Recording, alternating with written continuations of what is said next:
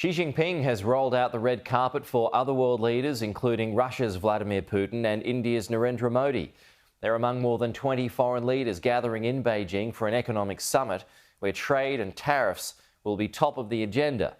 Despite the Russian leader being the guest of honour, it's the Indian Prime Minister's attendance that holds the most significance, being his first visit to China in more than 7 years. At a fractious time for the world, this was quite the statement. A collection of powers convened by China. Part of what some are calling a new axis of upheaval. One by one, leaders lined up to greet President Xi, 26 in total. But there was no question about who was the guest of honour here. Vladimir Putin got a lingering conversation, a right-hand position for the pictures. It felt a bit like the others were simply trailing along as they headed on in to have dinner.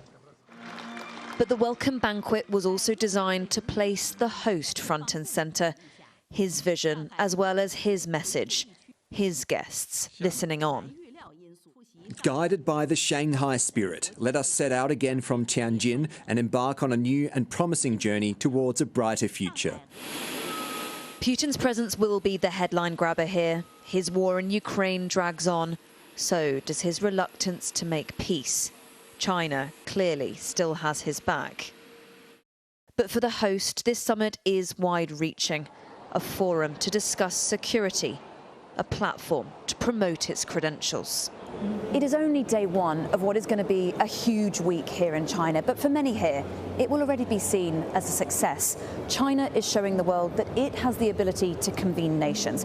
It has the ability to provide global leadership, and it has the ability to provide alternatives at a time where many see America as increasingly unreliable.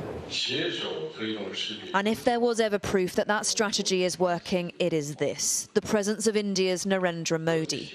They share a bitter border dispute, intense regional rivalry, and lately a distaste for Donald Trump and his tactics. Based on mutual trust, respect and sensitivity, we are committed to take our relations forward. Trump has levied tariffs of 50% on India. They say he is the reason they're here. With Donald Trump coming in and telling us who we should be friends with and how we should be conducting our business and with whom should we be conducting our business, I think he has created an impetus for us to look for other friends and cultivate relationships that we might not have been keen on repairing. A cultural show rounded off the evening. Soft power tactics to mask a rock-hard political message about China and its ability to lead. Helen Ann Smith, Sky News in Tianjin.